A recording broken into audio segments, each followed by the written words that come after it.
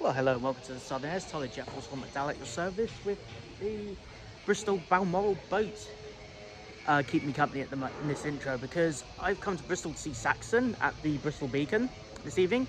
And I've got a few hours to kill before the gig I'm seeing tonight. I've been meaning to tip this off for a while. This is the MShed Museum here at Bristol. I'm going to show you around. It's only going to be a quick one. You may not see me face to face much, so let's go and have a browse, shall we?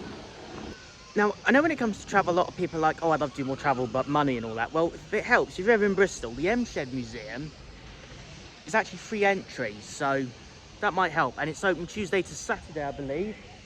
Yeah, Tuesday to Saturday, 10/4.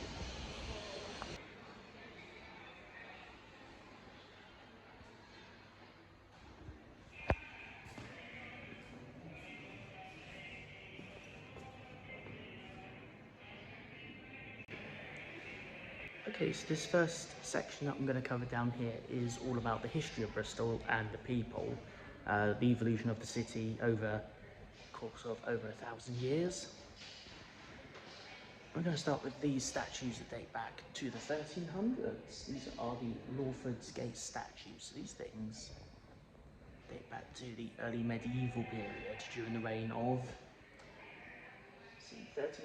I'm going to say that's probably through the reign of Edward the First.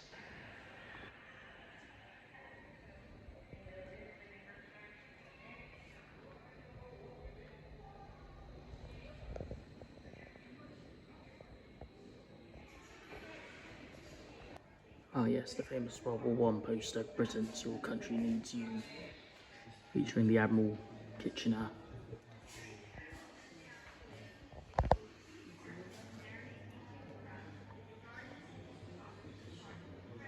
Relic of a building from the 1700s.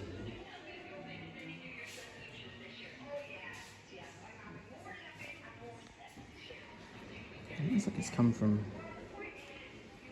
one of these Byzantine buildings. Very cool.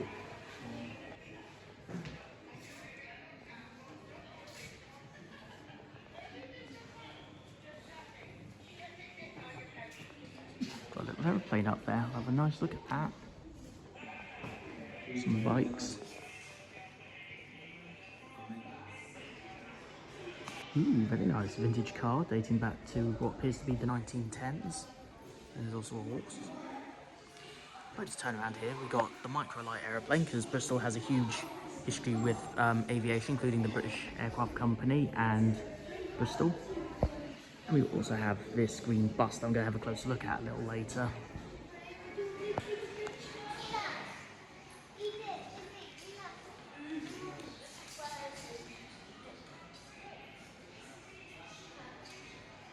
Very cool.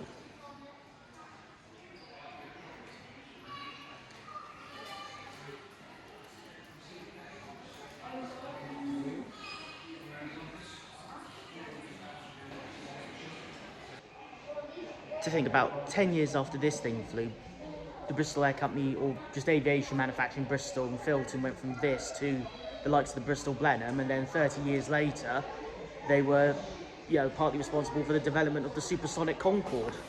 So this is very cool. The MShed in Bristol, as with the Aerospace Bristol near Filton, is home to a fuselage section from the legendary Bristol Brabazon, which at one point was the largest aeroplane ever built in the UK. And this is what the Bristol Brabazon looked like when it was a real aeroplane. Obviously this is just a scale model of it.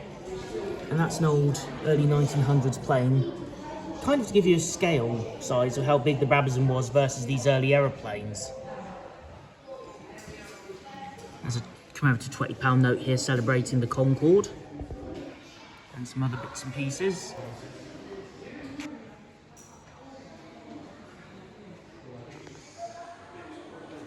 Got a bride's outfit here. There's an article on a lovely couple who are married from the 1940s all the way through to at least their 50th wedding anniversary, about 23 years ago at the time of recording this.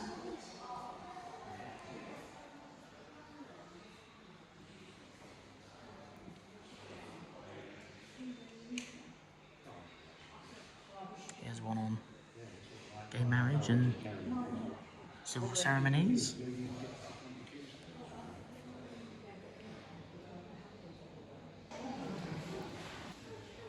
An interesting poster from the years before budget airlines became a thing. Would you ever consider coming to Bristol on a romantic holiday with your partner?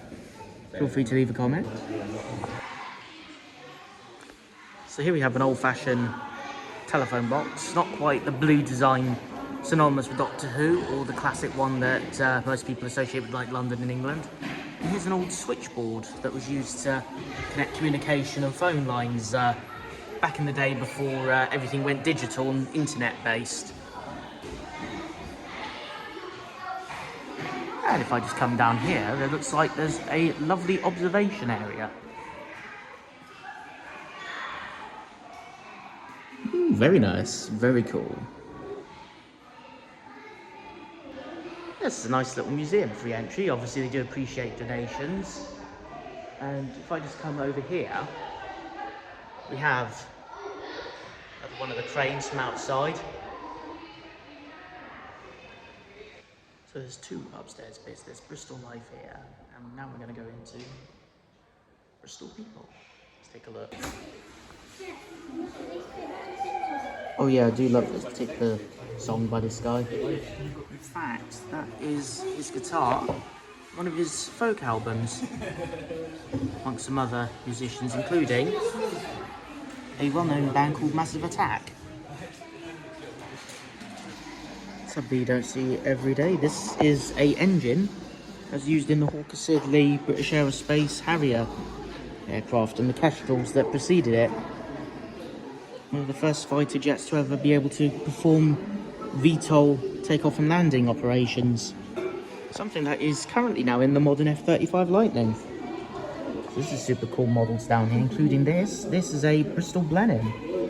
There is actually a Bristol Blenheim, or a Canadian license-built version called a Bolingbroke, being restored at the Aerospace Bristol Museum, but these things were all built at Filton and in the surrounding area during the war.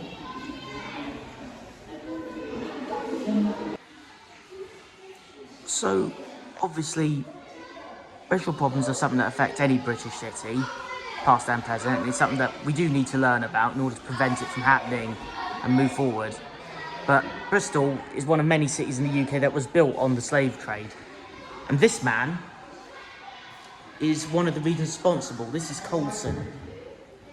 This statue was actually vandalised during 2020 during a protest to do with BLM and ended up being tossed in the river. Obviously the MShed now have it on display as part of a social justice exhibit. And there is even a bit here on the top thing of the Colson statue. An interesting side note to this is the Bristol Beacon, where I'm going to be going to see the gig tonight I'm going to, was actually called the Colson Hall because he funded it when it was first built back in the day when it was a theatre. And obviously when it reopened after a major refurbishment in the wake of the George Floyd protests, they renamed it its current name, the Bristol Beacon.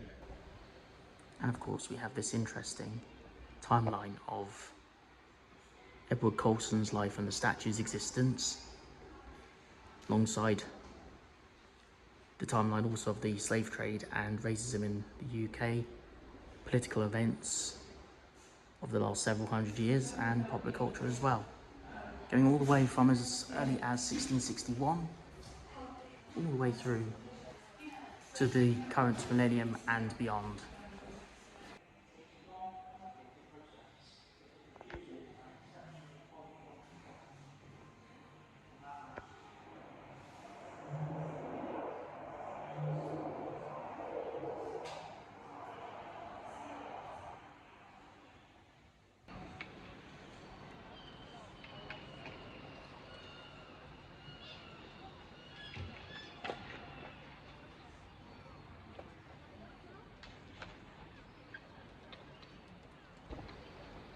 Well, I'm just up on the observation balcony area of the MShed Museum, a very cool museum, a lot of history, relating to the history of Bristol from as far back as the medieval period through to the slave trade years of the 1800s, and even exhibits on the war years and beyond. Definitely a lot to see. Quite a bit I didn't show because obviously we don't want to show everything at the museum. We do want you to come and visit this place. So if you're ever in Bristol and you want a free museum to visit, you want to learn about the history of Bristol, definitely give this place a visit. It is so worth it. I'm going to sign off now with this incredible view of Bristol behind me, as you can see. And I wish you all safe travels. And on behalf of the rest of the guys in Sutton we shall see you in the next one.